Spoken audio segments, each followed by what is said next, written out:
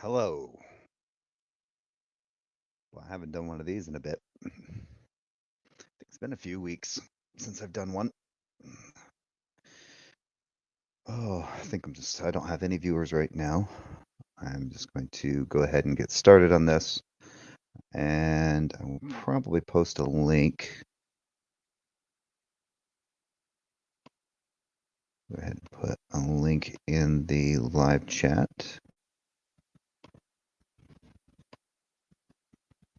for anyone who wants to join me for this. Not going to be up for very long. I made the mistake of going over to Praise's channel. Hello, King James only. Went over there, and it was funny. They were watching a video. I wasn't there for very long because they were getting ready. He ended it. Praise ended it. Well, probably not even 20 minutes after I got there, and it looked like they were commenting on a live stream of Veckles, and looks like what was going on in Veckles' stream was they were talking about the problem of evil, and I asked a very simple question, which was, which problem of evil are they talking about? The evidential problem of evil or the logical problem of evil? So it started from there, and Praise's responses to me were typical Praise responses. Needless to say. So I'm just gonna read these out. The problem of evil is a central issue in the philosophy of religion and theology. It usually refers to two main problems. The logical problem of evil. This argues that the existence of evil is logically incompatible with the existence of an omnipotent, omniscient, and omnibenevolent God. If God is all powerful, all knowing, and perfectly good, then evil should not exist. The logical problem seeks to show that these attributes of God are inconsistent with the presence of evil in the world. The evidential problem of evil, this focuses on the amount and kinds of evil in the world. It argues that the presence and the extent of suffering and evil provide evidence against the existence of an omnipotent, omniscient, and omnibenevolent God. Rather than a logical contradiction, the evidential problem suggests that the existence of such a God is improbable given the scale and intensity of evil and suffering in the world.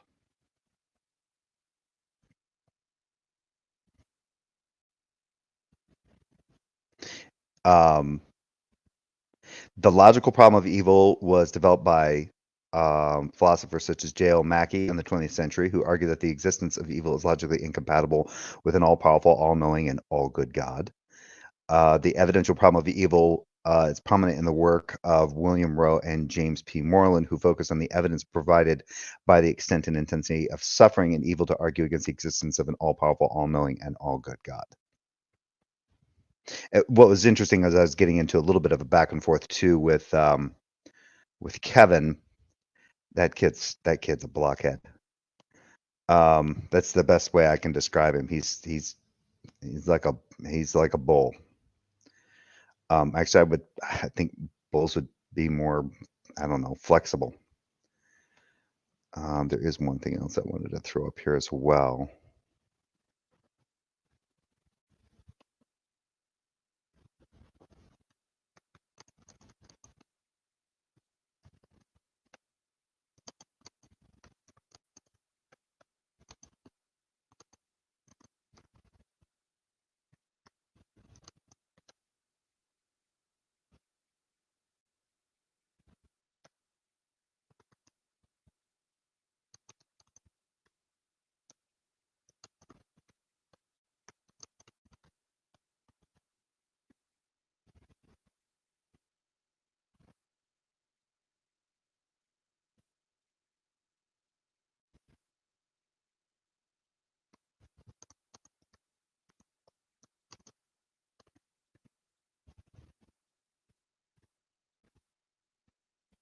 Okay, that's better. Yeah, and I haven't done one of these in a while, so forgive me if I'm a little rusty. Thank you, all one audience member. So just bear with me. And I'm using ChatGPT as a reference because I am rusty.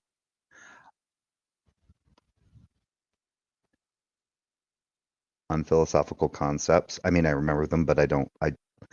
I'm using ChatGPT to basically help keep anything that I'm bringing up that might be a philosophical concept to kind of keep it precise. So with that, I'm going to throw this up here.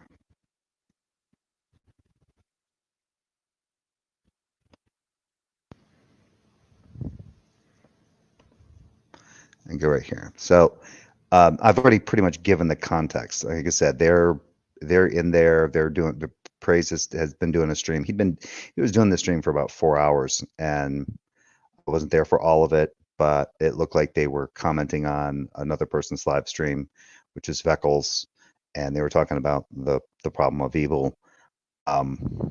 It didn't seem. Neither seemed all that substantive, in my opinion, from what I heard. So just take it from there. I mean, the arrogance stands on its own.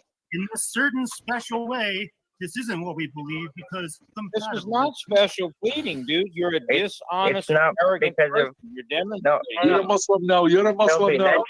And there's no live chat that I can pull up because the live chat hasn't posted for the stream yet because it just went off air. So there's no way I can go back and look at the live chat or have it up there. So I have to wait to see when I pop in here. I am just going to listen, see if there's anything that I might have missed, but it is in this ballpark that I pop in and ask that question. Shows you didn't hear it as a child. Hold on, 1 second. We know Noom's a Muslim. Yep. Kelby is not giving up here. He's not. He's doing pretty good. That shows you didn't hear a single word I just said, because it's not because of compatibilism. It's because even the hard determinists that reject compatibilism would not say that. Just admit it, John. You're a Muslim now. I know you're a Muslim. I know you converted. Drop the. Yes, who's in the house? Jay Flaccid. What's up, buddy? What are they discussing? Evidential or love? Probably evidential. There is no such thing as a logical problem. Yeah. So he says there's no problem. There's no logical problem of evil, and yet I literally just read the definition. It is.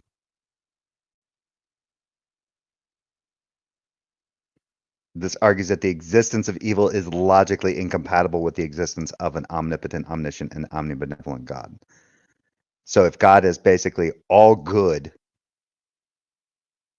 so if God is all powerful, all knowing, and perfectly good, right? And he is that. And the other thing I like to add is that God is, when you talk to Christians and you say, is God, can there be anything without God? And if they say, no, there can't be anything without God. So God is like, the ontology of God is necessary for the ontology of everything else. Right? So from there, you go, okay, is God all good? Yes. Okay. So and then you go, okay, is reality or God's creation have evil in it? And they go, yeah.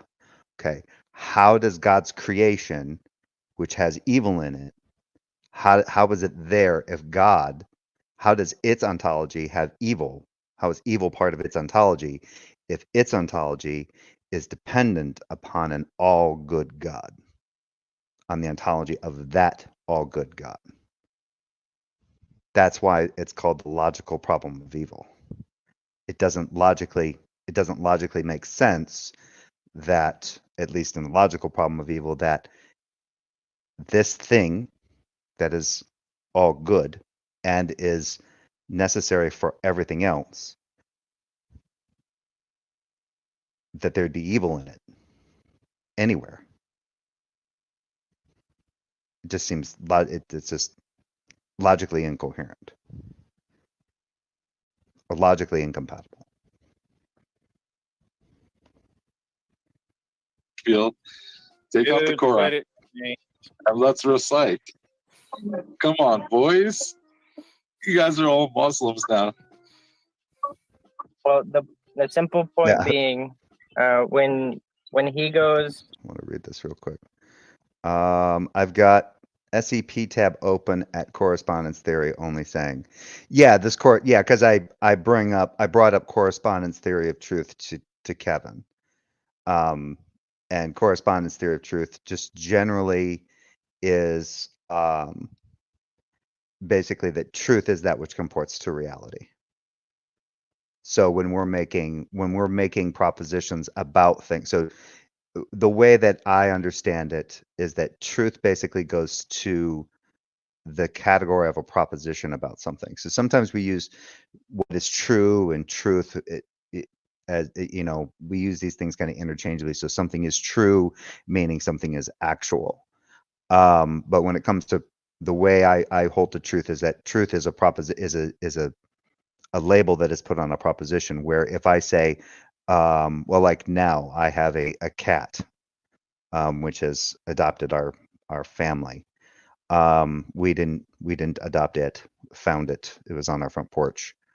And so it's laying on my couch. So if I say, I have a cat that is laying on my couch.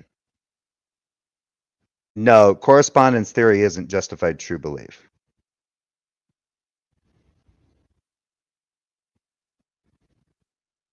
No, that's two different things. There's different theories of truth too. I happen to hold a correspondence theory of truth. Justified true belief goes into basically how we justify. That goes into that goes along with foundationalism.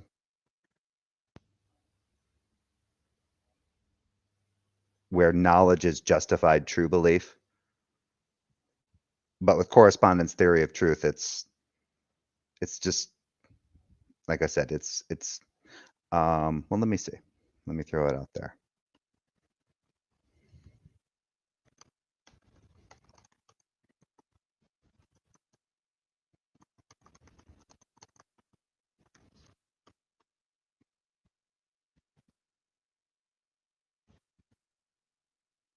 Okay, the correspondence theory of truth is a philosophical concept that asserts that a statement or a belief is true if it accurately reflects to or corresponds to the way things actually are in the world. In other words, for a belief or statement to be true, there must be a factual alignment between the belief and the reality it describes.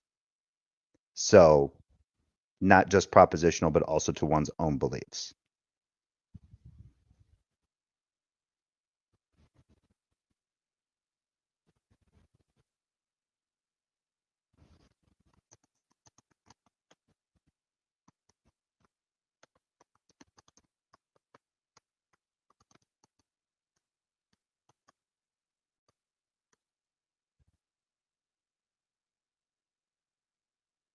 Yeah, they are related.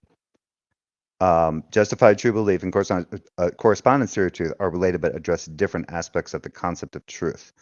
Justified true belief components, JTB, is traditionally theory of knowledge that posits that for a belief to be considered knowledge, it must meet three criteria: belief, truth, and justification. JTB focuses on the conditions for having knowledge. It is concerned with the epistemic criteria that need to be satisfied for a belief to count as knowledge, not just a true belief. Example, if someone believes that it is raining, belief, it is indeed raining, truth, and they have reliable evidence or reasons for believing it, justification. Then according to JTB, they know that it's raining. Correspondence theory of truth. The correspondence theory of truth asserts that the statement or belief is true if it corresponds to or accurately reflects the actual state of affairs in the world. Focus, it is concerned with what makes a belief or statement true. It focuses on the relationship between statements and the objective reality they describe.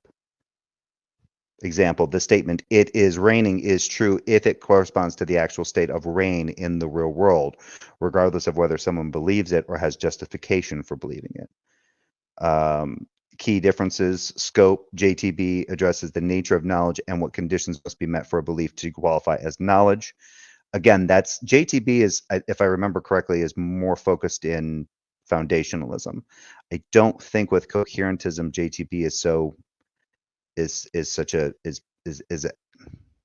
Is this necessary? But it could be wrong. I'll look into that. Correspondence theory addresses what makes a statement or belief true. JTP requires justification in addition to truth and belief. Correspondence theory only requires that a statement correspond to reality to be true. In summary, JTP is a theory of knowledge that includes truth as one of its criteria, while correspondence theory is specifically a theory of what constitutes truth.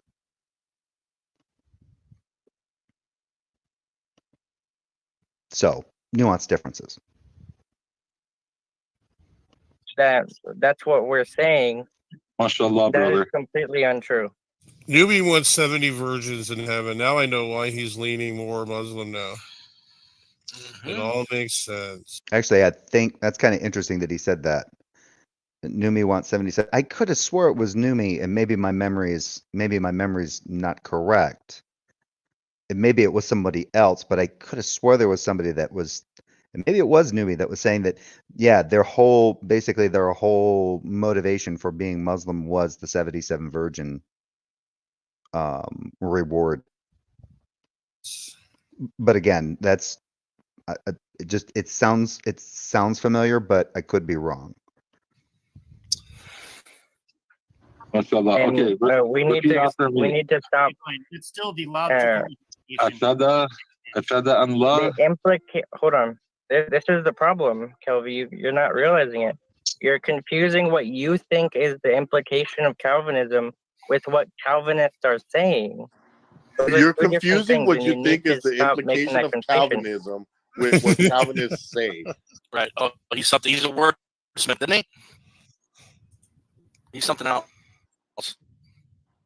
I think. Yeah, so there's what is Calvinism implying versus what are people saying? What I think, just to be charitable. So there is what is intended. There is the intention. There is an actual true implication from Calvinism in some respect versus what people might think it is. But that, again, that's me being charitable. Maybe I'm wrong. I think they call him out right now for like word salad. Like, what the fuck did you just say? Like, right. There's a thing. There is a lot. I mean, it goes basically to the idea that this is just me trying to possibly steel man what that person's saying. It's like the idea that there are Christians that say this about a good example would be like soteriology. OSAS versus conditional. I think it's called conditional faith, conditional salvation. Yeah, conditional salvation, I guess. Where those are two different types of views on salvation. Right, or states of salvation. Basically, you can, once you're saved, you're always saved. And then another view is that, yeah, you're saved, but there's conditions put upon it. It might be, if you do something wrong, you'll never be, you can lose your righteousness, you can lose your salvation, or possibly like there are certain conditions that you must meet in order to be saved or to remain saved. So like works-based salvation and stuff like that. Those would be examples of people saying, well, this is what Christianity is implying versus what is it that Christianity actually implies. Right. So there's this teacher, there's this zealot named Jesus who is basically trying to tell people how they can become saved. And from those four gospels and from obviously the letters from Paul and Peter and James and several others, there are these or a couple others, there's this idea that people kind of get this idea of like, okay, maybe it's the case that once we're saved, we're always saved. And then other Christians are like, oh, no. If you're saved, there's still conditions that apply, kind of thing. And so, but the only way that you can actually know what Christianity really intends is separate from what people's interpretation of it is. So That's just me being charitable to what that person's saying. Again, somebody can correct me if I'm wrong there, but What did you just say? No, there isn't, Jay. yeah, so I wrote, yes, there is, because he said there is no logical problem of evil. And I posted the definition, I posted a short definition of the logical problem of evil in the live chat. And he's like, no, there isn't. Yes, there is. There's logical and evidential. I mean, I just read them, and the philosophers who have talked about them, who proposed them, talked about them, dealt with them, that kind of thing. Just named a few. But that's been a long going. The evidential and logical problem of evil have been long-standing problems. For no one has solved them. There's people on here that say they've solved them. They haven't solved it. In your little pea brain, you think there is, but actually, for there to be a logical problem of God, you need to be God yourself. That doesn't make any sense. Need to have access to all possible worlds and all knowledge. No, that's an absolute. That is the stupidest thing I've ever heard. So he's essentially saying I have to know, I have to be all-knowing, if not maybe even more all-knowing than God, in order to sit there and say that there is a logical problem of evil. But what's interesting is he's not saying anything about the evidentiary unless, now that's the interesting thing. I didn't ask him, well, okay, if you don't like the logical problem of evil, is the evidential problem of evil, is that still on the table? Can I do that one? It doesn't make any sense. And it doesn't make any sense that if we have this position, if we have a concept, if we have this thing being proposed to us that is this particular God, and it has all of these, it's proposed that it has all of these particular traits, and one of those traits is that it's all good, and then the other thing about it is that everything else's ontology depends on the ontology of that particular entity, then how is it that there can be evil in these particular things' ontologies, but when all of it's dependent on that thing's ontology? How did evil come about? It doesn't logically make any sense that an all-good God, creator of everything, brings about a reality or a world or whatever where evil exists. If it's bringing it all about, where did evil come from? And the one thing that they always go to is they say, well, people did it. It came from free will. But again, the ontology of human beings, the very ontology of free will would come from that entity.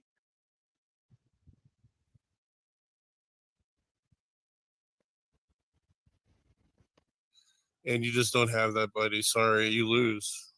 Try again, though. See, I don't have that. So what he's doing is saying no one can address this unless you have it. That's an ad hominem, I think, or a genetic fallacy. The only way we can address this issue is by knowing more than God or knowing as much of God. And if I don't have it, then I can't even approach it. No one should have been able to bring it up. And yet people have. It's not my idea. It's not my problem. It's a problem if a person is proposing X to be something that has these particular traits, and one of those traits is that it's all good and that it's necessary for the ontologies of everything else, and in the ontologies of everything that come from it, there's evil in there.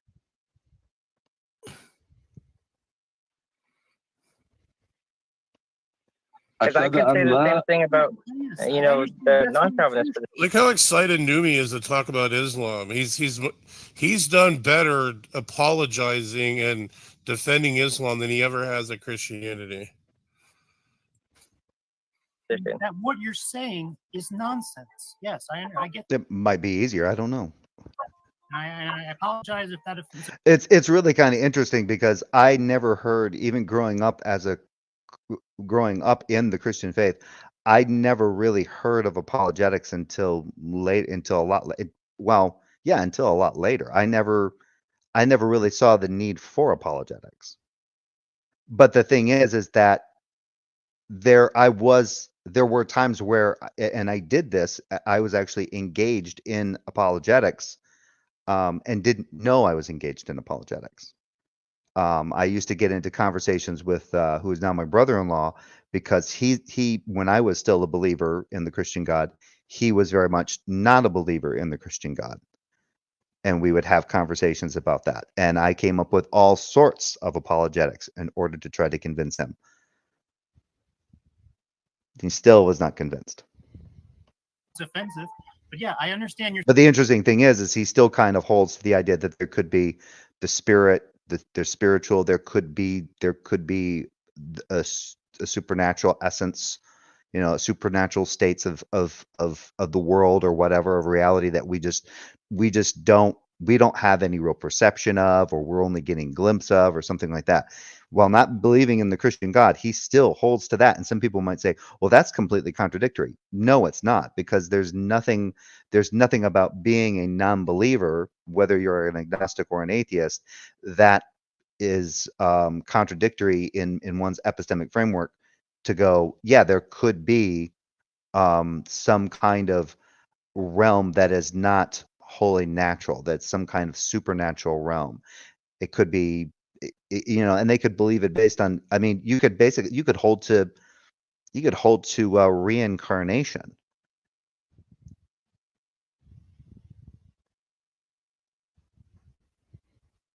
You're saying one thing, and I'm saying what you're saying is absolutely nonsense when it comes to certain aspects. The thing is, though, and Numi, you're gonna have to get your ass in shape in Islam. You gotta fast. I don't know where Praise is getting this from, where you have to get yourself in shape.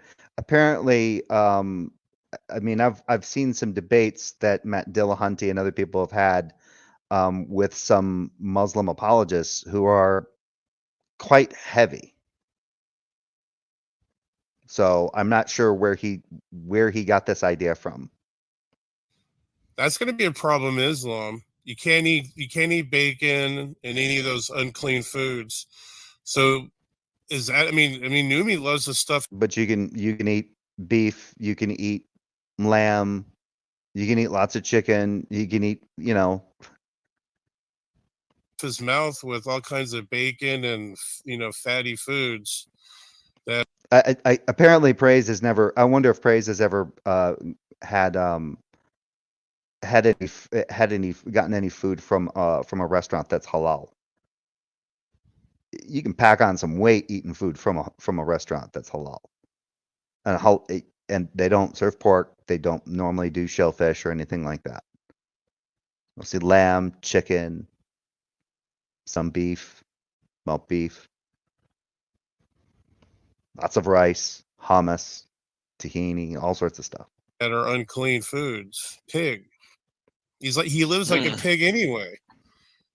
Is he really going to, bow down to that? I don't think so. So you better rethink. Yeah, I really wish I could actually pull up the live chat that was actually here. You guys, that way my audience could see the stuff that Kevin was asking me, which was a lot of. He was asking me about how I ground, how I do grounding.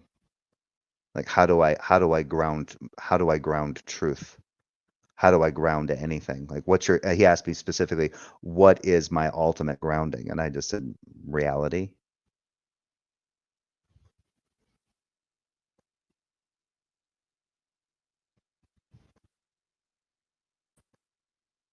But then I turned around and said sense perception. He's like, well, what makes you think your sense perception is always right? I don't. But it's all I've got. So these guys, and it's funny because these guys are always trying to appeal to that, this way of like, well, we have all this, what it is that we can say we know it's true because it's a precept, it's precept bullshit that's been gleaned from people like Darth Dawkins, right? That you can't say what's true without basically referencing God. It's kind of like that's like a Darth Dawkins thing. If you're not using God as your ultimate ground for what you know, then you don't know anything. And it's a really, my brothers talked about it a lot. It's really, really stupid. Because the problem is it's like saying that you have to make a conscious effort. So remember that these guys will also say that everybody knows God. Great, everybody knows God. It is the case that God is there. So let's just say hypothetically, let's just say they're correct, that God as an entity, the Christian God, is there. He's established. His ontology is established, right? And from his ontology and how and because he made things the way he did, that's how we can know things, is because he made it in such a way that we can know things. Right? So that means that our ontology of being able to know things and our very being is dependent on God's ontology. And so that's how we're able to talk and know anything. But if it's just a trait amongst us as entities, ontologically dependent upon the ontology of that entity, there is no then it's just a reality that that's how we function based on our ontological dependency to that thing. You don't have to make a conscious effort. It's basically like saying, well, in order for me to know that I'm moving my arm up and down, I have to constantly be thinking, well, the reason I know that my arm is moving up and down is because it's God that lets me know that I'm moving my arm up and down. It's that ridiculous. It's, in my opinion, it's as ridiculous as saying that in order to drive my automobile, I have to be able to and know my automobile works. I have to be able to reference all the individuals that assembled, not only assembled the car, but invented everything on the car. Where who invented that particular paint, that particular clear coat? What's its formula? Who formulated that? I'd have to know the name of the guy that came up with the. He's from Michigan. I can't think of his name right now. Who came up with the idea of the automatic intermittent wiper system for windshield wipers? I'd have to reference him every time I'm using my windshield wipers. That's not how it works. It's this weird form of idealism where they think that basically believing it or knowing it makes it so. And that's not how it, but then at the same time, they'll appeal to a type of realism. Now, praise is weird, because praise in one sense will basically try to argue that everything is a virtual is basically essentially or ultimately virtual reality. That is, it is basically, it is an abstracta, it is not concrete. All of it is abstract. So to know it is for it to, you have to know it or something had to know it in order for it to be.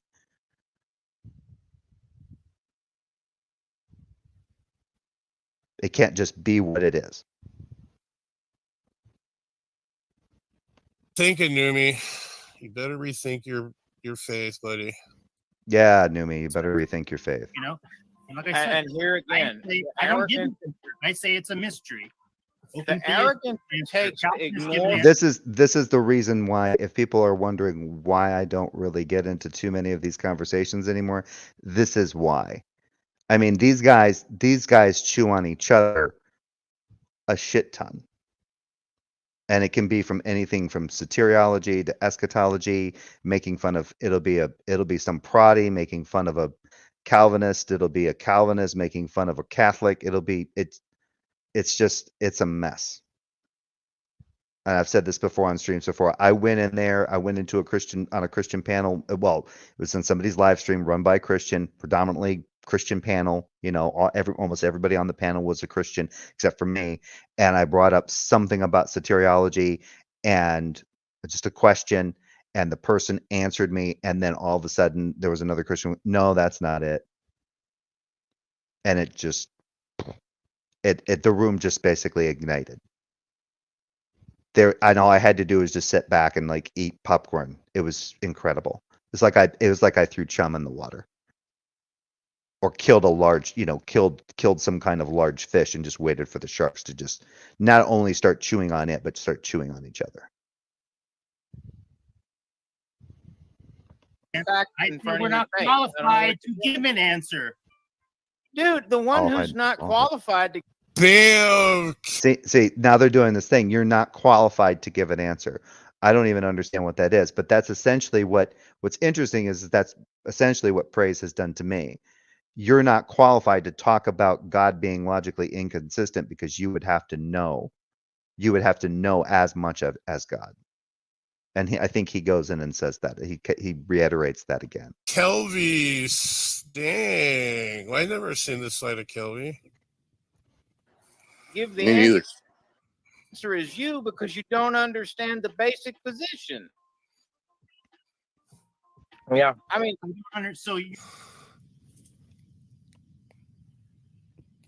mean, dude, Jay, what do you not understand what I just said?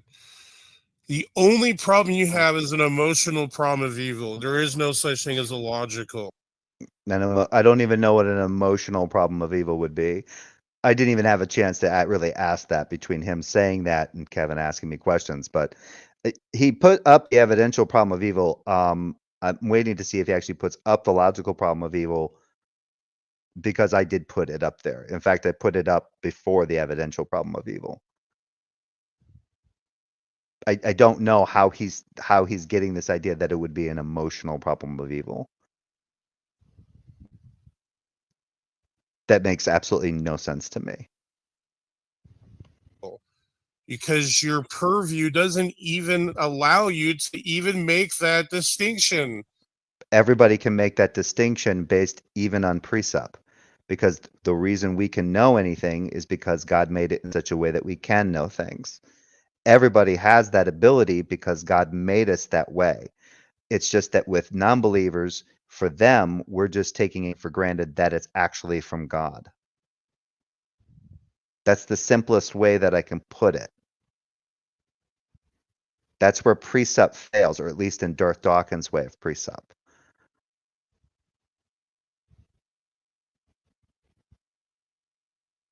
And he knows that I know how to write, right? So he's automatically demonstrating that by reading my statements that I know how to communicate to him in a way that he can, at least to some extent, read those words.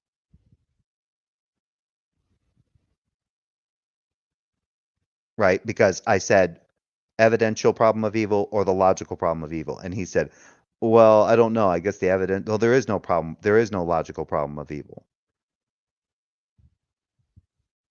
So he's already demonstrating that I know how to communicate in a written form that he can read because he read it back.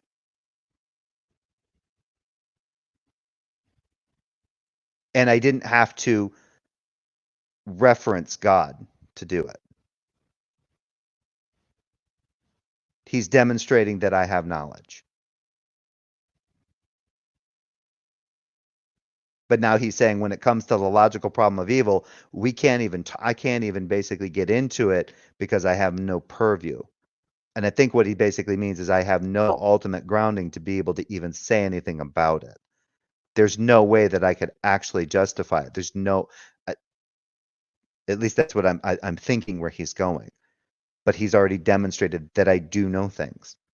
I'm working. Everybody is in his. That's the problem with preceptors. If they hold to this idea that, like I said before, that that basically everybody is created by God, and God is the thing that makes it so that God is the entity that has made us in such a way that we can know things, and he reveals things to us. Everybody is doing the same thing. There are just some people who suppress the truth in unrighteousness. In Romans 1, it says that. But that just goes to us knowing God. It's not saying that those people can't know anything else. Right? They knew how to sin. They knew how to suppress, right? So they know that. But how do they know how to do that? How do they know how to suppress the belief or suppress their knowledge of God? How is that something that human beings can do? Can God suppress knowledge of himself? How in the hell does he make entities that have the ability to suppress what he is? To suppress knowing what he is? And maybe he could. It might not be logically, it might not be an illogical thing, but it sure sounds a little weird to me.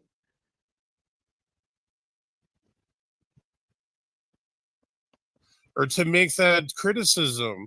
And if somebody goes, well, it's that part of that free will, then that's part of it.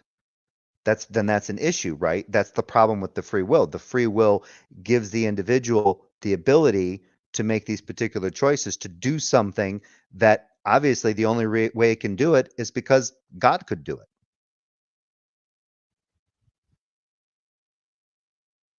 Or God can conceive of it.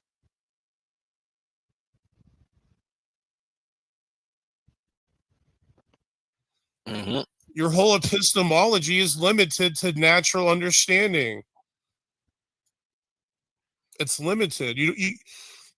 You're not even, you don't even qualify for something that is a logical. Hold on a second.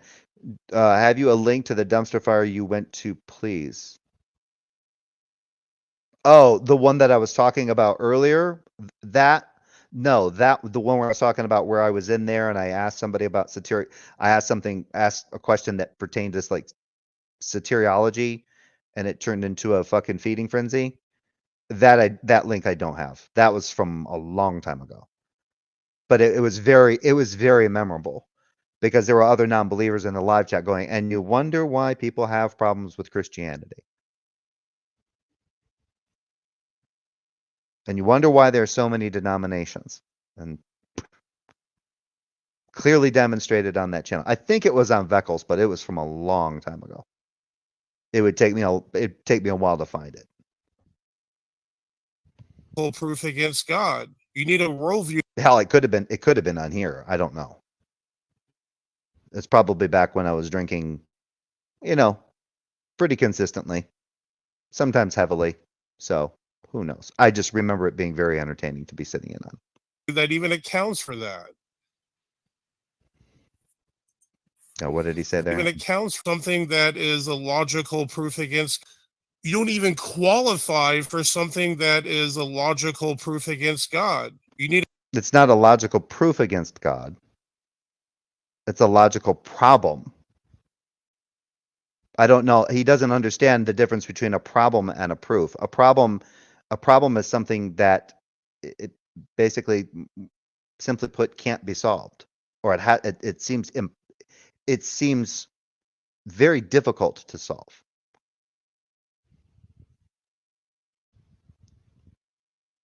There's scientific problems, right? But that's essentially what it is. There is no proof. It's just a logical problem of evil. The problem is if God, the problem is if it is true that God exists and God is of these particular, especially that all good part, how is it, and he is that which is necessary for everything else, how is it that in everything else there's this evil? Essentially, both are dealing kind of with the same issue.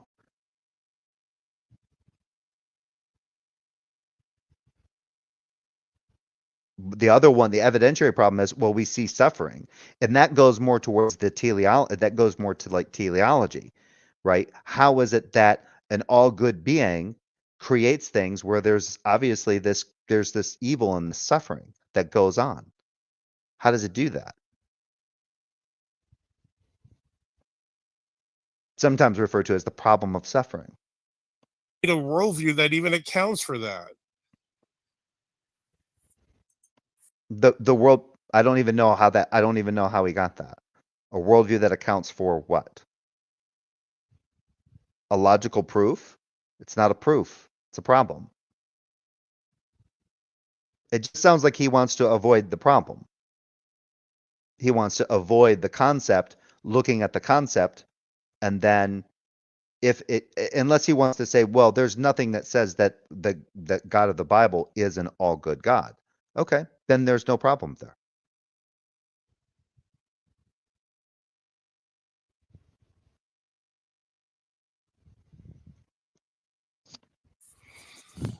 You need to tell us what's ultimate. You need to tell us what the epistemology is. How do you know something's true?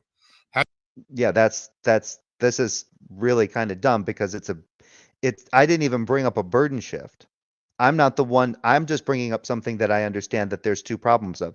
He's the one making the claim that there's no logical problem of evil, and yet I've shown that there is a logical problem of evil. And now he's making it about me being able to show whatever. And I'm like, I didn't come up with the argument.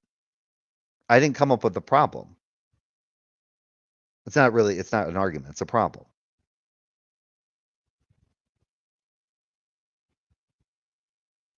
Just like I didn't come up with the evidential problem of evil. How I didn't come up with God.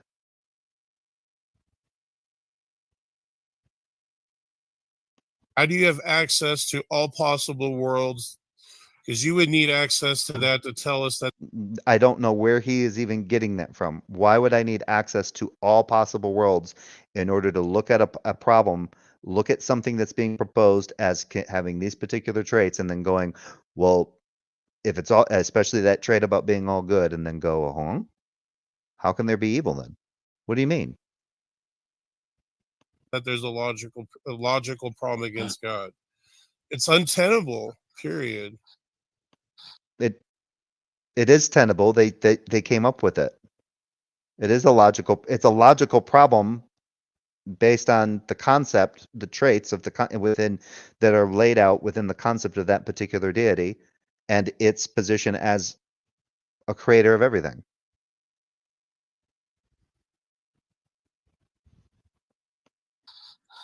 Your evidence for that is that I don't agree with it. No, your evidence is stating something that falls. In fact, I think I want to look up something here real quick.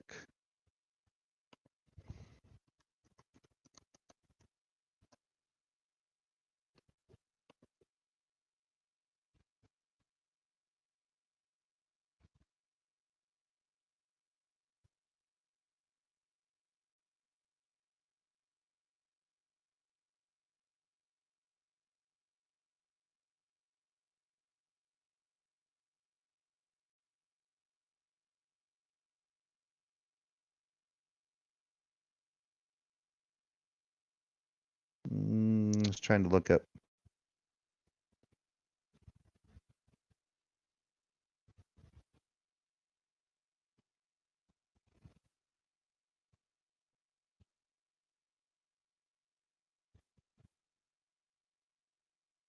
Actually,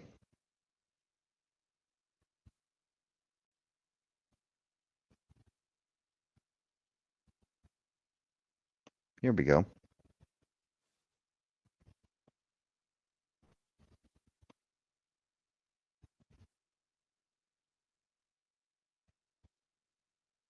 Oh, none, meth egg. I'm sober now. I don't drink anymore. If I drink beer, it's non-alcoholic now. I can't get drunk anymore. I can't even get a buzz on anymore. I can. It's just if I do, it's not good.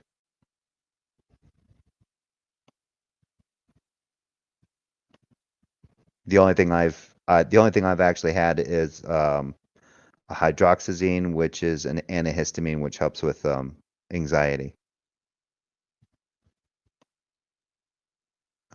Sorry, I'm a little rusty here. I'm gonna stop that screen.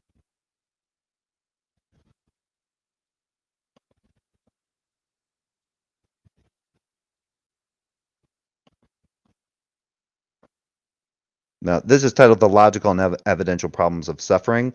It's essentially the same thing.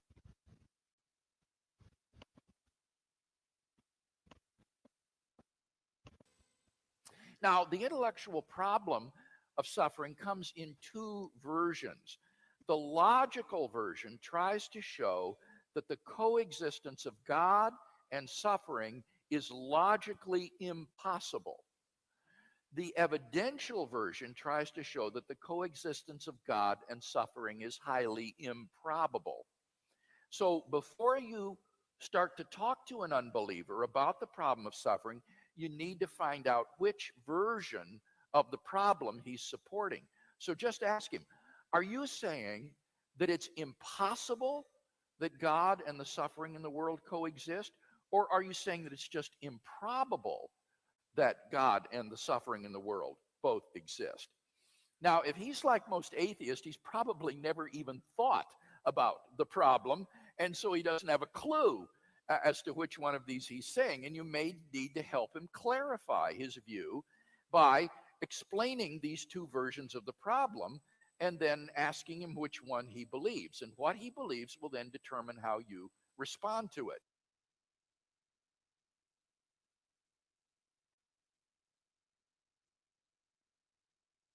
There we have it. So I think what I'm going to have to do is I think I'm going to have to create a short.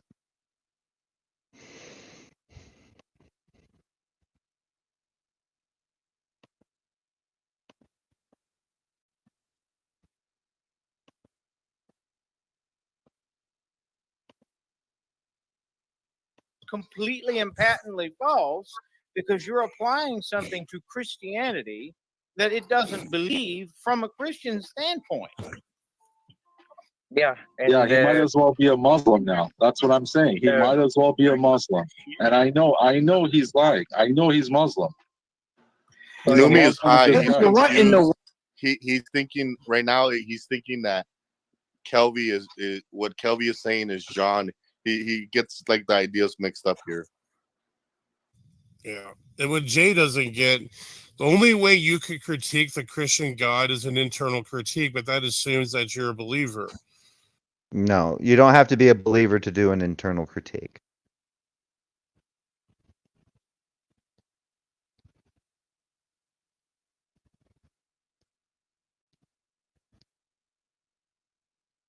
That's like saying he can't do an internal critique of the Quran unless he believes in the Quran. Unless he's a Muslim. And he has done internal critiques of, I think he's attempted to do internal critiques of Islam. And he is not Muslim. So, like I said, this is astoundingly stupid. You can't do an external critique, Jay. You gotta talk to your brother, because I think your brother is actually more grounded in philosophy. And the thing is that the external problem, the problem of God, the problem of the logical and the evidential problems of suffering or evil, do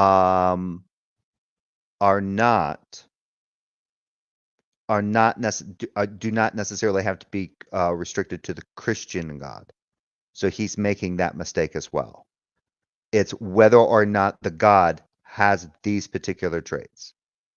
If the God is proposed to be of having these particular traits, then here's a problem.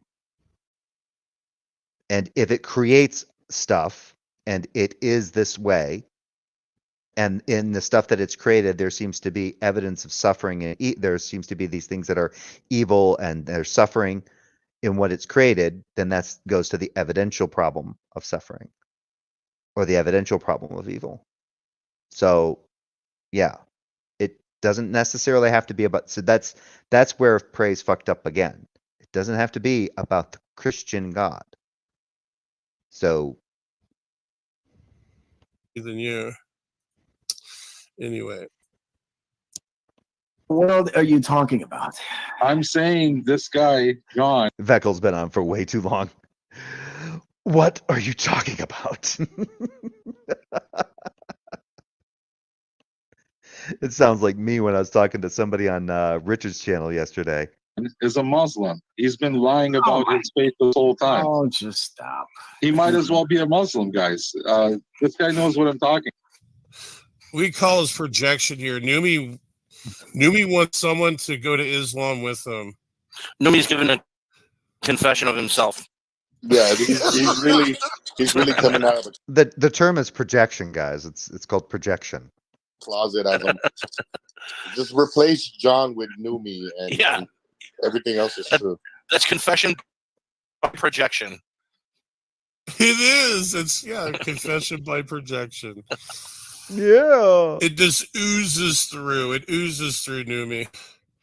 But I mean, is it your girlfriend or something? I mean, just hey, if your girlfriend needs you to be a Muslim, that's up to you, man. You can either turn against Christ and abandon him, or you could fight against your girlfriend. Oh. And say, hey, I stand for Christ. That's up to you. Why are you saying that he must be a Muslim? But you do know that even Paul said that believers could have non-believing spouses. Okay.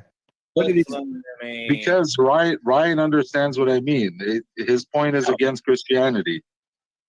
I mean, come on, Jay. You're smarter than this. You don't have the epistemological ability to have some type of criticism logically against our God. I don't have the epistemological ability.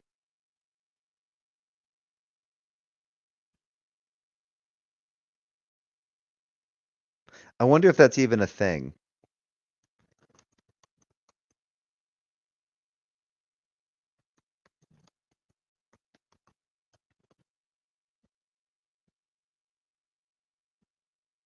Oh, okay.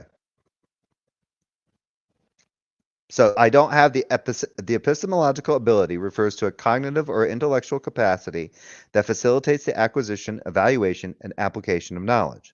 These abilities are related to how individuals gain and justify their beliefs and knowledge claims. They often involve skills and competences that are crucial for understanding, assessing information, evidence, and arguments. Here are some examples of epistemological abilities: critical thinking, reflective judgment, analytical skills, evaluative skills, interpretive skills, argumentation skills, skeptical inquiry. Evaluative skills.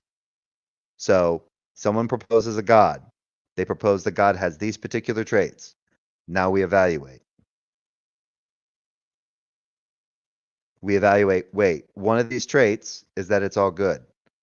Wait, is this God the creator of everything? Yes. How is there evil then? How can there be evil if it's all good?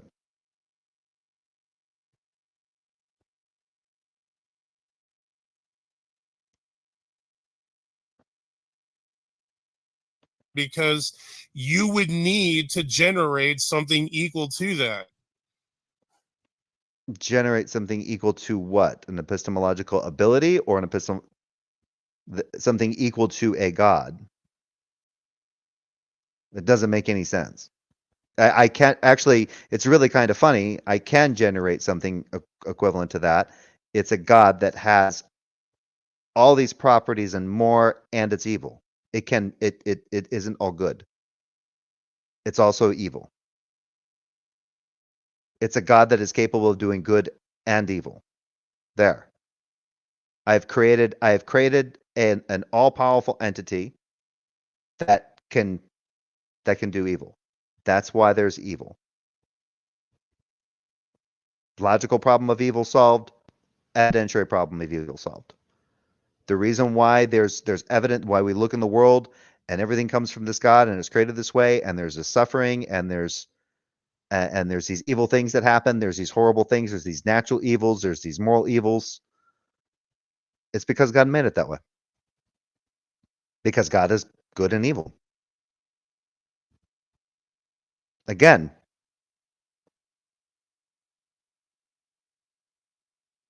not difficult, Praise. I don't know why someone like him would want to even shut the conversation down. It just sounds like he's had the conversation so many times that he's just trying to find a way to tell the person that you have to actually have something that's equivalent to God in order to actually sit there and talk to me about my God. When it doesn't even have to be the Christian God to begin with. You don't need an equivalent. You're just dealing with a God with these traits. It's not necessarily the Christian God. Now, if he thinks the Christian God is an all good God, then the problem, the logical and evidentiary problem of evil apply.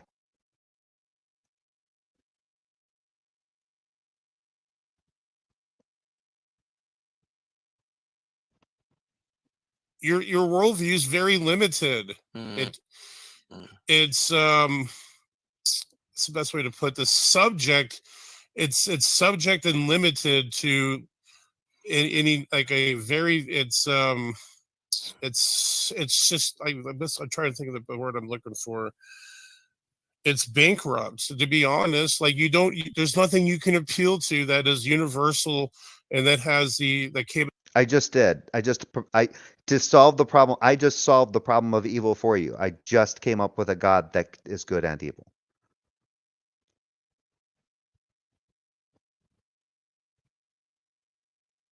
Ability of explaining all hypothetical worlds. You just don't have that. You don't have to explain all hypothetical worlds. You do not have to be all-knowing.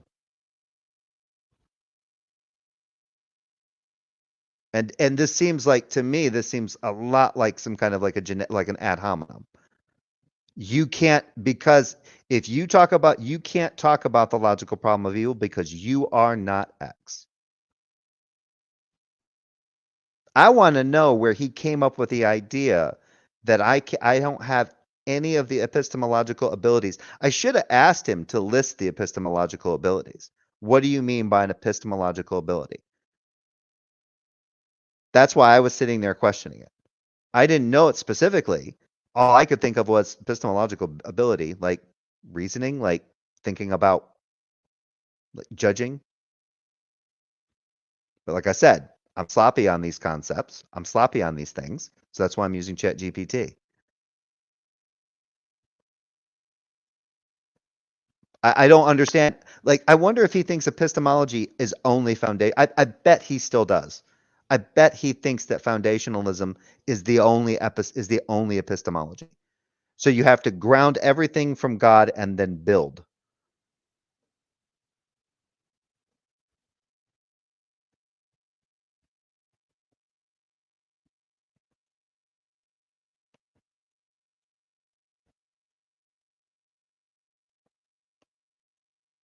Because let me see. I'm going to give.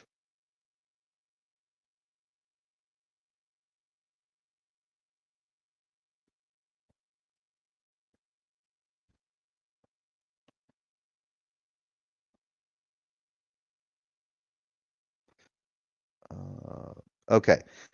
So there's, when it comes to like foundation, because what you're calling, what he's talking about with epistemological abilities is basically ways of justifying how you know, right? That, because that's basically what epistemology is, the study of. It's how we come to believe things, how we come to know things, and how we go about justifying those kind of things, right? How, in some way. So here's a list of the major ones. Foundationalism. Beliefs are justified based on a foundation of self-evident or basic beliefs. Coherentism. Beliefs are justified by their coherence with other beliefs in a system rather than being based on foundational beliefs. Reliabilism. Beliefs are justified if they are produced by a reliable cognitive process, one that generally leads to true beliefs. Internalism. Justification depends on factors internal to the believer's mental state, such as evidence or reasons accessible to the believer. Externalism. Justification depends on factors external to the believer's mental state, such as the reliability of the belief-forming process or the environment. Pragmatism. Beliefs are justified by their practical usefulness or success in application. Contextualism. The justification of a belief depends on the context in which the belief is assessed, including factors like conversational context and the standards of evidence in that context. epistemic virtue theory. Justification is a matter of having epistemic virtues such as intellectual courage or honesty and engaging in good epistemic practices. Constructivism. Knowledge and justification are seen as constructed by individuals or communities rather than discovered or objective. And then foundherentism, a hybrid theory that combines aspects of foundationalism and coherentism, suggesting that some beliefs can be foundational while also fitting coherently within a larger system.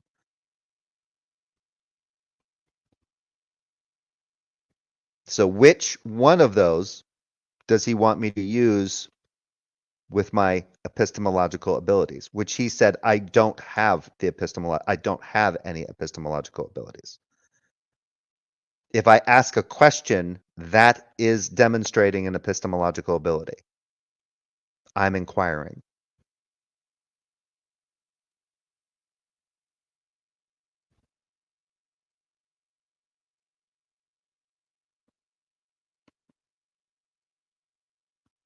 Any atheistic worldview, any non-Christian worldview, maybe a theist worldview could, but then I would argue, does it have aseity like the Christian God? Then I would still pose the same problem. I just want an ad hominem and just telling you the straight up truth. You haven't demonstrated that I don't. If I'm asking you questions, that automatically defeats your claim that I don't have any epistemological ability.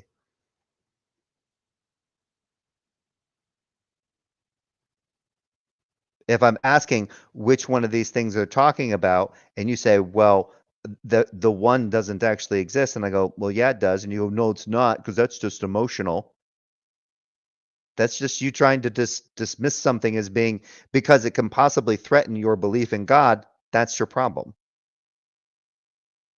Or he would say, well, it's too bad that there are bad things in the world. So because things go bad, sometimes you're just not going to believe in God, huh? That's him just, and I've seen him go there.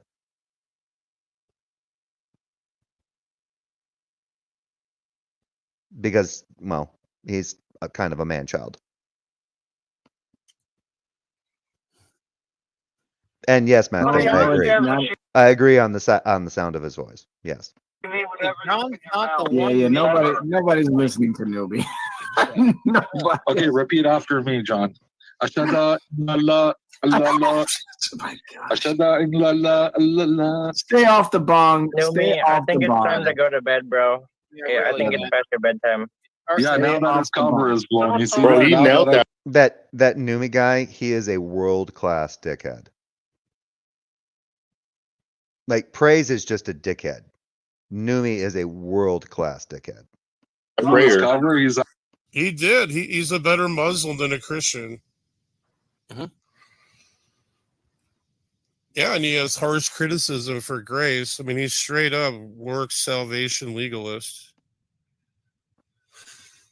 Yeah,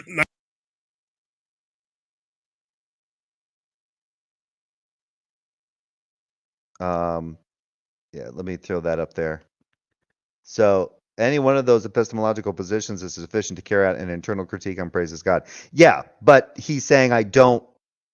So the thing is I don't think Praise is familiar with any of those except for foundationalism. He might have heard some of the other ones, but I don't think he really understands them.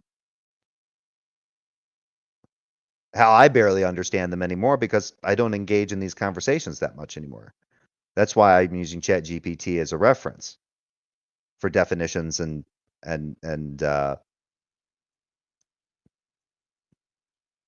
basic definitions and explanations for them. There's King James. I have to disagree with you. Numi is quite funny though. No, he is not. That guy's a pig. He's obnoxious. I mean, I'd agree with you if you mean funny, strange, and not funny, haha. Then we can agree.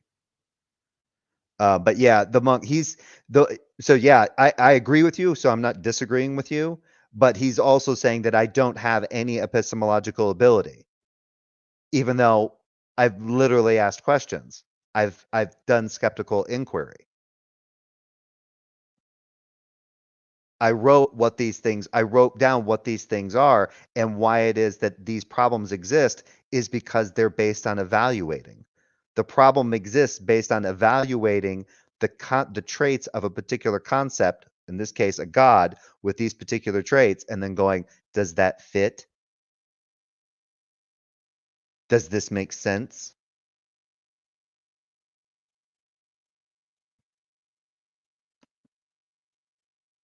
So the defeater for the problem of evil, or the logical problem of evil, praise is just saying it doesn't exist and saying it's an emotional problem of evil, I guess. But I guess if he holds to just the problem of evil from the evidentiary point, what's he going to say to me then? Well, you don't have anything to go on there either, because you don't have X, Y, and Z.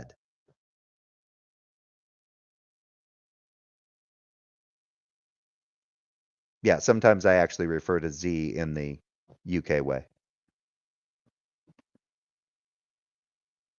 I never says you need a substitute. You need something that is on par with the Christian God to. Yes, that's a substitute or an equivalent.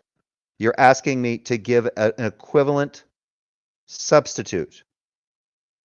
You don't even have to do that. That's why I said, no, you don't. You don't need a substitute to critique what's already been proposed. And he's saying, no, you need an equivalent.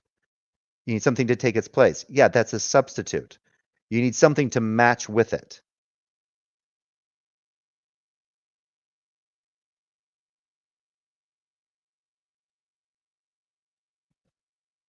You don't. All you need is the concept itself. You have a concept of God. You have its traits. One of its traits is it's all good. Evaluate. It's all good and it makes everything. Wait, but doesn't the Bible, well, when we're talking about some gods and especially when we're talking about the Christian God, there seems to be, it references sin. And most Christians would agree that sin is an evil. Yeah. How can there be evil if God's all good and God making everything? That's how the problem starts. You can use the same thing when it comes to you could use the same thing with Allah. It's essentially the same Abrahamic deity, but either way. But like I said, if I give him the substitute, yeah, I've got something that's just on par with your God. It's all-knowing, but it's not all-loving.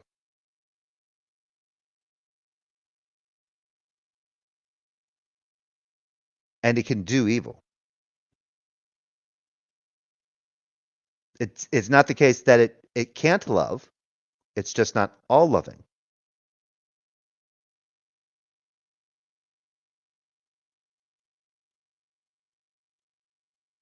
And it can love good and it can love evil things, because it loves itself.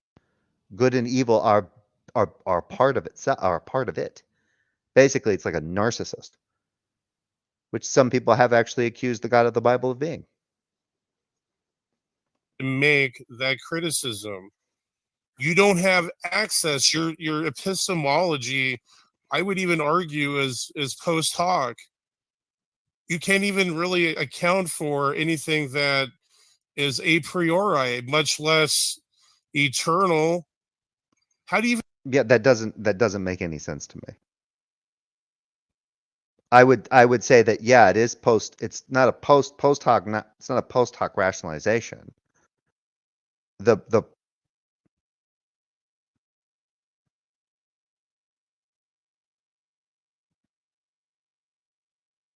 If that's what he's referring to, I'm not exactly sure.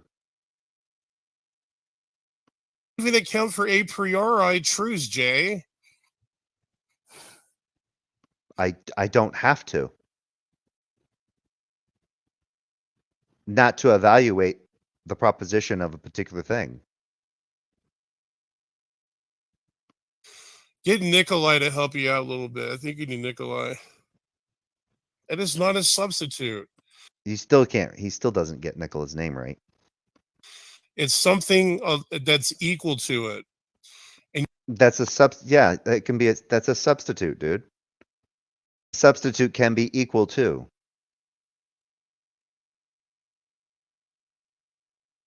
I substituted my Firestone tires for Michelin tires.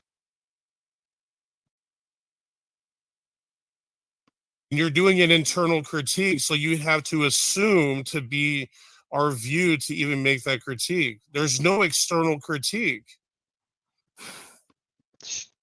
Yeah, it is an external critique.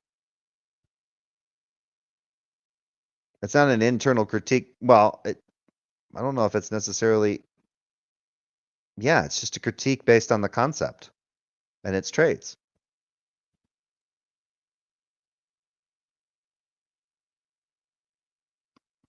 The thing that you're trying, it's like critiquing the laws of logic. Can you falsify the laws of logic? Well, no, because actually, you can get close. So the law of non-excluded middle, which is basically the states that any proposition, basically propositions are either true or false. So any given proposition is either true or false. There is no gray area. Yet if I write out this sentence is a lie, it's a paradox. The law of excluded middle does not account for paradoxes.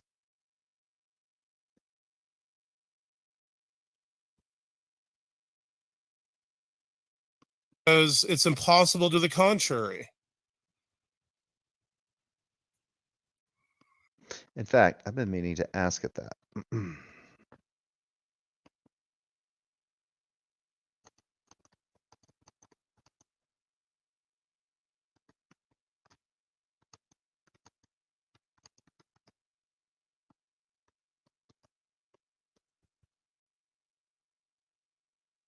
Yeah, the lie. It's that's the better one. The liar. So here's some paradoxes for you. The liar's paradox. The statement is false. If the statement is true, then it must be false. But if it's false, then it must be true. The barber paradox. In a village, the barber shaves all and only those men who do not shave themselves. Does the barber shave himself? If he does, then he must not. If he doesn't, then he must. The paradox of the unexpected hanging. A judge tells a condemned prisoner that he will be hanged at noon on one weekday in the following week, but that the execution will be a surprise to the prisoner. The prisoner concludes he can't be hanged on any day, yet he is surprised when he is hanged on a day he didn't expect. The paradox of the ravens, also known as Hempel's paradox. Observing a black raven can be evidence in support of the hypothesis all ravens are black. But so can observing a green apple, because it is evidence that a non-black object is not a raven.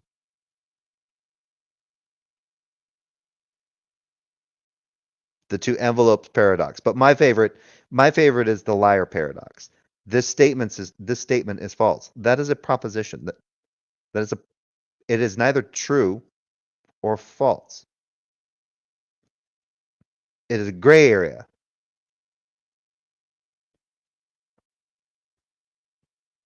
It's where that third law of logic has a problem. Derpy derp derp derp J derp. Noomy Doofus may have listened to a live stream I did yesterday, i.e. similarities between Calvinism. Maybe that I'll agree with. He's pro-Calvinist Islam now. That I'll agree with. Well, he's not funny all the time, of course. Yes, he's pig ignorant. He's at least consistently stupid. No offense.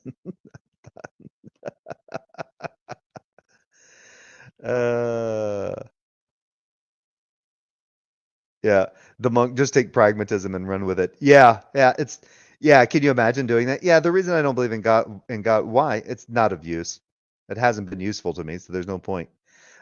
Taking the laws of logic to be axiomatic is satisfactory and completely coherent. He's doing a weird, skewed, reverse external critique. You're doing an honest internal critique. Yeah. But here's the thing. I haven't even done the internal critique. It's not my critique. The logical problem of evil and the evidential problem of evil are not mine. I asked which one are they referring to, and he said, well, there is, and when he goes, well, I guess it's this one. No, wait, there isn't the logical one. And that's what he's been going off of this entire time.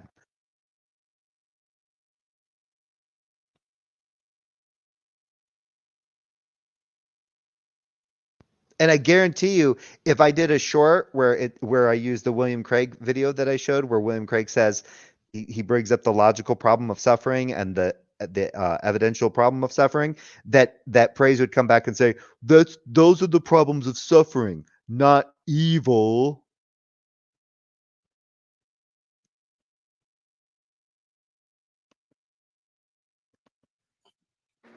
Out of here.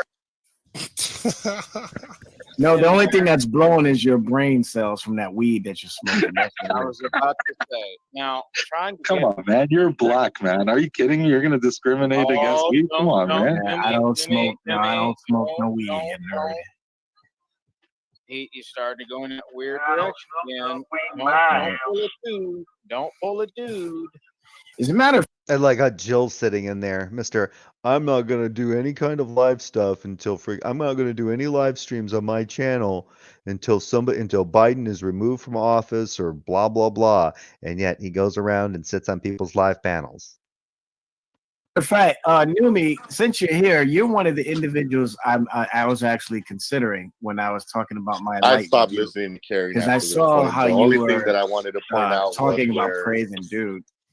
John said your critique on Calvinism and whatever the hell he said, and then Cubby was like, "That's nonsense. What did you just say? That's nonsense." And then where Numi starts praying in Arabic, that's all.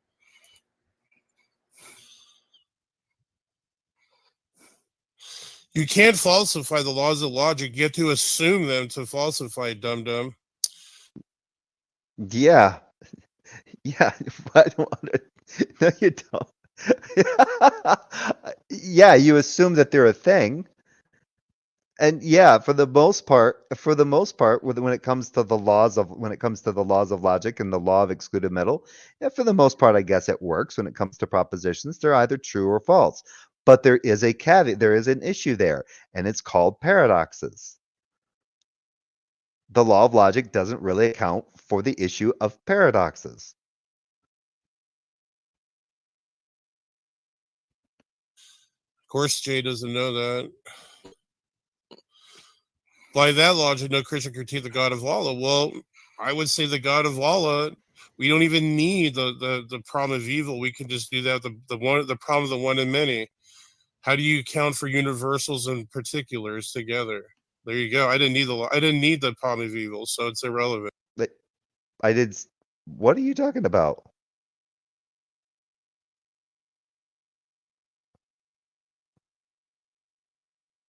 All a Muslim has to do is say, how do you account for the one and the many? How do you account for universals? Allah.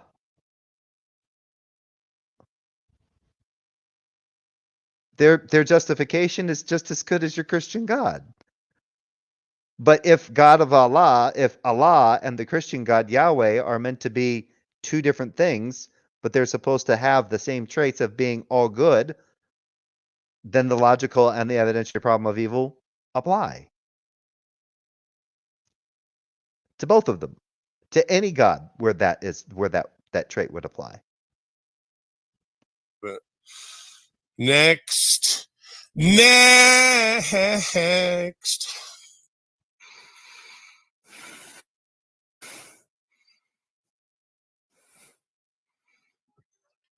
I don't know why on God's earth you would be against them when you yourself don't even practice or strive towards holiness at all.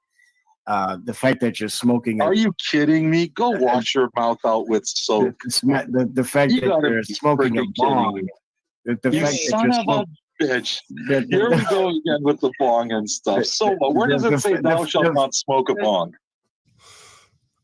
Yeah, go smoke some more weed. And then Jay says through correspondence, but then you need a frame of reference, though. What's your frame of reference? Yeah, what's your frame of reference? Reality. Yeah, this is funny because it was correspondence. Yeah, because Kevin was asking me about that, and it was hilarious. It's like he never. And then he's like, "Oh, that's hilarious." I'm like, "Yeah, it's sense. Well, how do you know your sense perception? Yeah, that gets into the circuit. That gets into the problem of perception.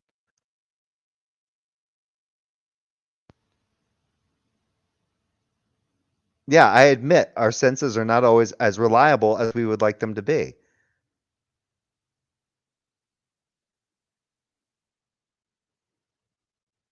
Our senses don't grant us 100% access to all there is in the world. If they think that, I would love for them to actually demonstrate that. Your sense perception, even if you're saying, well, I ground my sense perception, I ground how I know how I sense things because then why is it you can't smell what a cat or a dog smell? Why can't you smell COVID? Why can a dog detect COVID and you can't?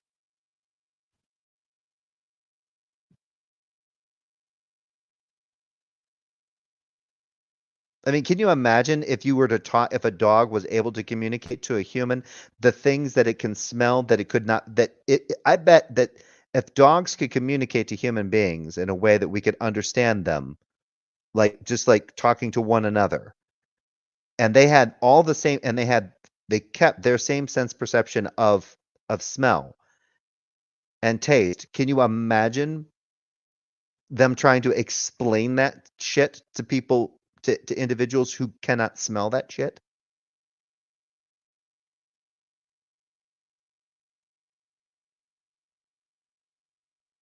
Reference, Jay. Just saying things correspond with reality because things correspond with reality is just a tautology. No, things don't correspond with reality just because things correspond with reality. Reality seems to be what we perceive with our sense perception.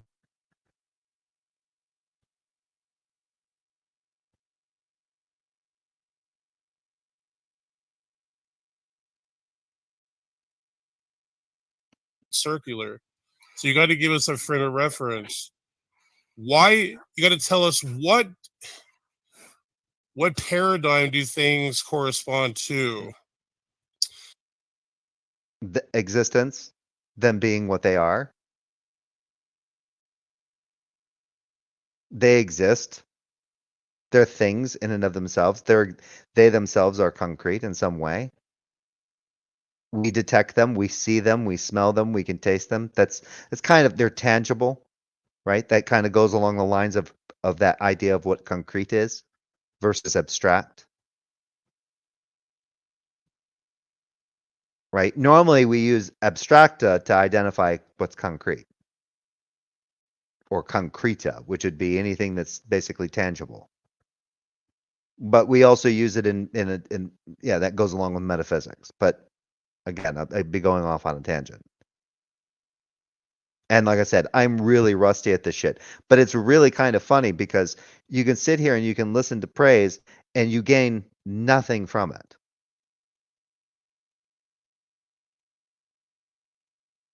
I haven't talked to this idiot in probably well over, well, other than a little bit of correspondence on the chat. I have not talked to him. And in all the years that he's been doing this stuff, all the conversations that he has, I have not seen any improvement in his ability to actually talk about philosophy in any way that is remotely substantive. Other than trying to figure out, like, gleaning onto things in some particular way to use them to shut someone else down. And in this case is, if you don't have something that's equal to my God, then you have no room to even be in here talking about this. That's essentially what I'm getting from him. You don't have the epistemology. And here's the thing: even if he keeps he's told me that, but that goes against what he said. This idea that I need something that's equivalent, which he says is not a substitute, but something equivalent. But he said I didn't even have the epistemological abilities or the epistemological ability to even have to I can't remember how he put it, to basically even discuss it. So why would it even help if I had an equivalent? How does having the equivalent give me an epistemological ability or any epistemological abilities? I can just say, here's my equivalent. Here's my thing. There's your thing. Let's see which one beats which. Or if it just can match up. In which case, I would say that if I have a God that can that if I go, yeah, my God can do evil, then and you say God can't do evil, my God is better than your God. In the sense that your God is limited to the fact that it cannot do evil. So my God is better than your God.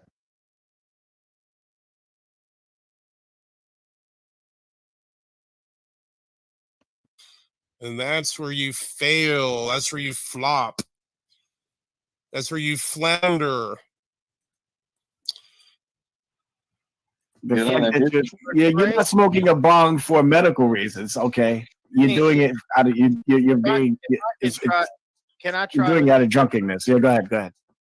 If I'm not a Christian and I see you bonging up like that all the doggone time to me, it really doesn't communicate to me that there's much difference between you as a Christian and me in this example as a non-Christian. Now, I'm not debating as to whether or not you can use marijuana. I'm saying it makes you seem as though that it is okay. Look at Ryan moralizing to Numi. Isn't that funny? The doxer and the gossiper. Yeah. That's coming from praise. That's funny. The guy that's doxed people, the guy that's gossiped about people, the guy that's lied, the guy that's threatened to kill people. Yeah. Yeah, Numi, you gotta do this.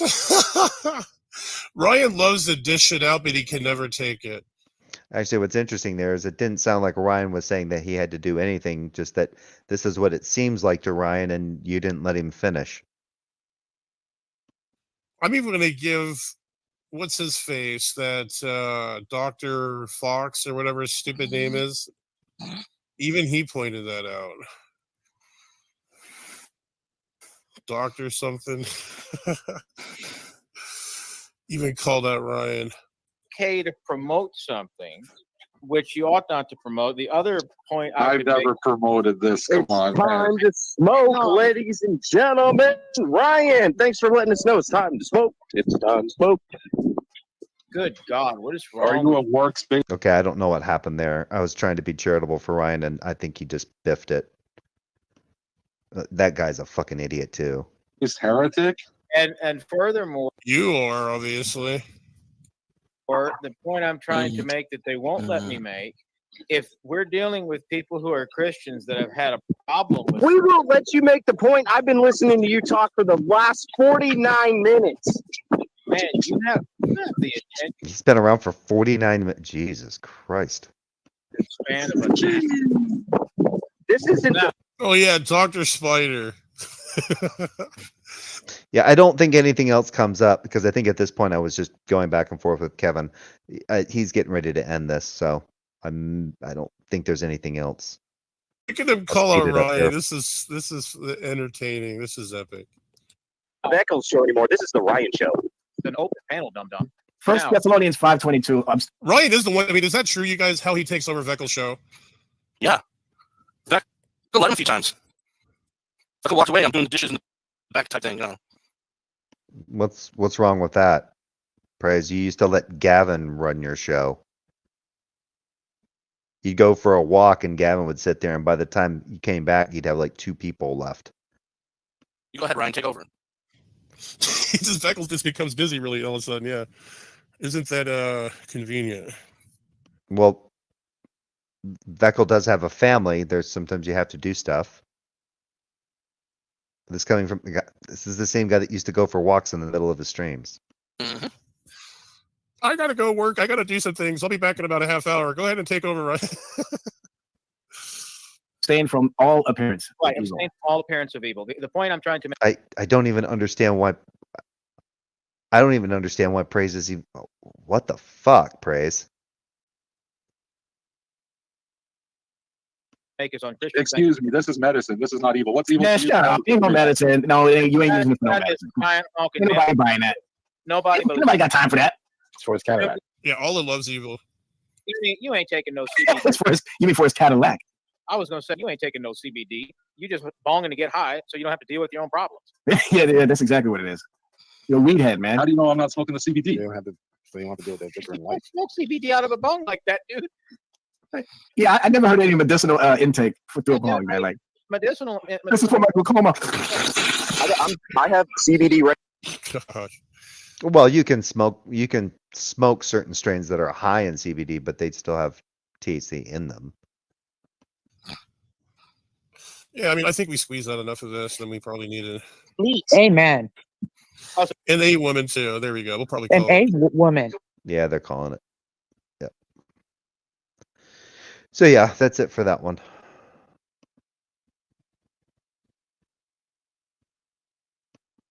I'm not sure what you're referring to about the Islam thing. I don't know either. It's just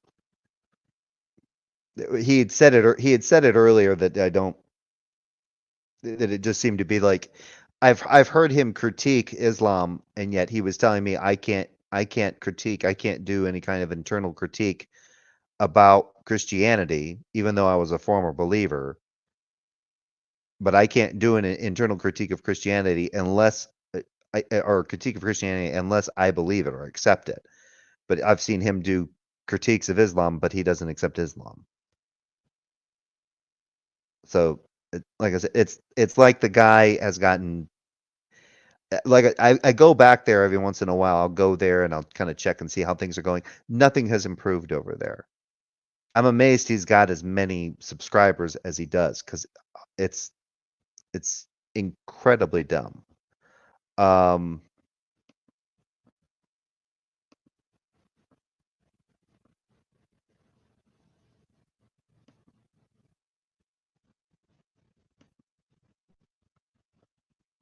Let's see if I can find something here real quick. Now I'll just save that. I'll do that later. I'm not going to have people sit in here.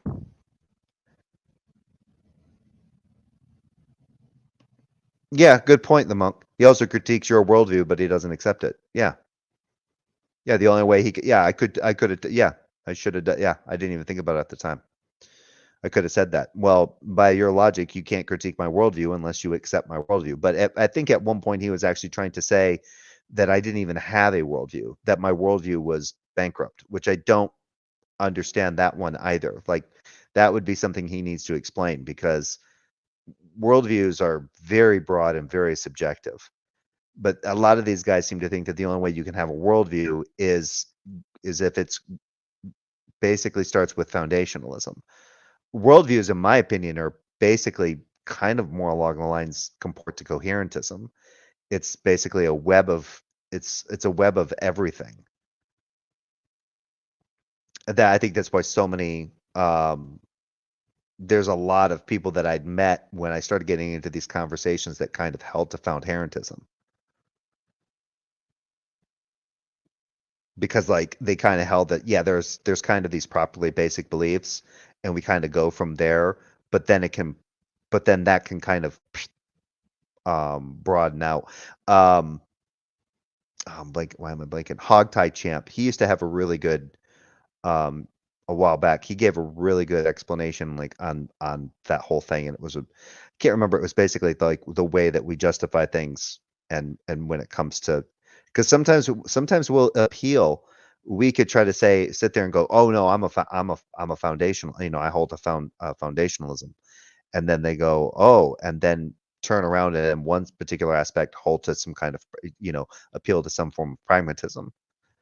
And they go, no, no, no, wait, you can't do that. You can't appeal to pragmatism and then at the same time be a foundationalist. And it's like,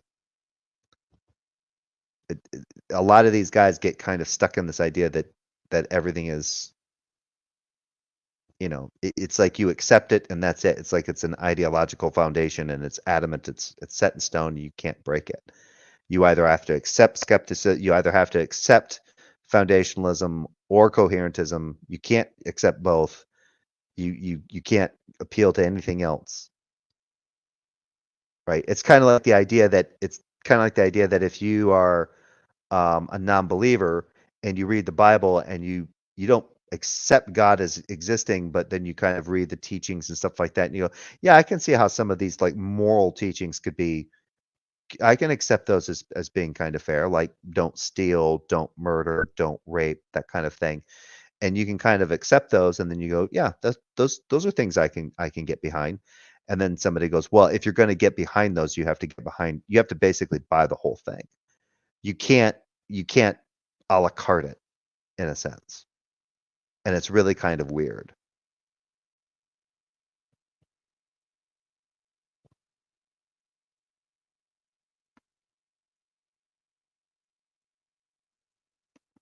Yeah, I agree. Essentially means perspective and how they find the world to be. Yeah, and it's based on, and your perspective is shaped by a bunch of different shit that you glean along the way. I got into an argument with Redefine Living about that, because he was trying to claim that it was interesting because I popped it into ChatGPT and it basically agreed with him, because he was basically saying, I have a not God worldview. And I said, no, I don't. And the reason I said I don't have a not God worldview is because in my worldview, there is a belief about God concepts. So it's not a not God worldview. But the whole point of that not God worldview is the idea that they think that the worldview is grounded by referencing God as some kind of initial starting point. It's foundational. You start with God and you build from there. But the interesting thing is that the only way you can start from God, at least according from Darth Dawkins, is through your perception. It's through general revelation. He actually talked to a non-believer and was appealing to the idea that basically at a particular age in human development, you basically just start to see the world as you're using your sense perception to see the world, you just automatically infer that it's created and that it's created by this particular God. And it was just incredibly vapid. All it was an inference. It wasn't that you're still stuck with you're still stuck with who you are.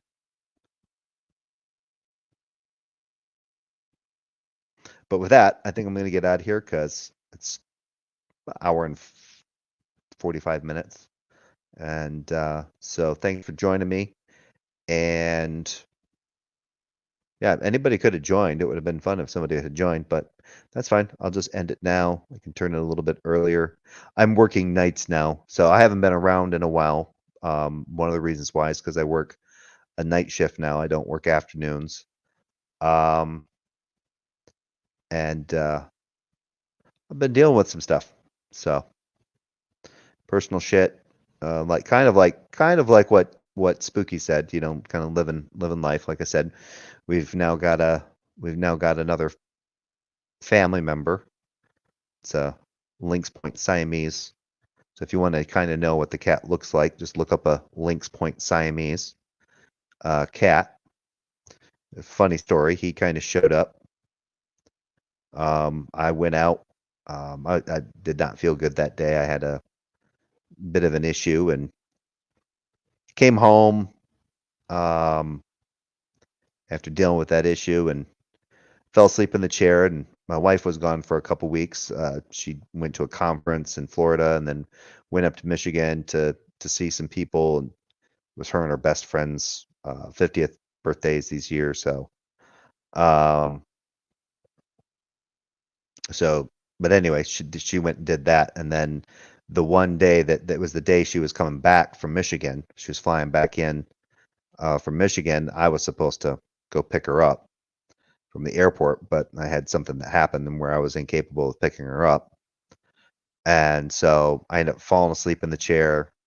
I got up and it was getting close to when she ended up taking a Lyft from the airport or an Uber, whatever. And I get up and I'm like, oh shit, I gotta let the dog out. So I take my dog and got some stuff being established in the back and back of the house. So didn't have the dog going in the backyard. So I'm like, all right, come on. So I take the dog out in the front yard and dog uses the bathroom and I start hearing this cat, this meow, meow, meow. And I'm like, oh shit. Oh no. I don't need my pit bull dealing with a cat.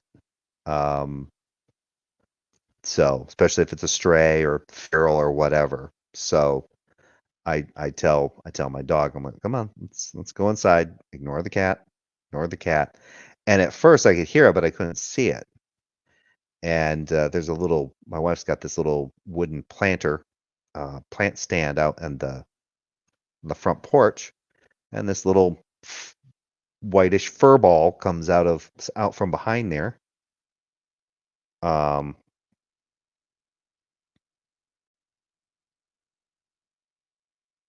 Comes out from behind the stand, and I'm like, oh shit, it's a kitten.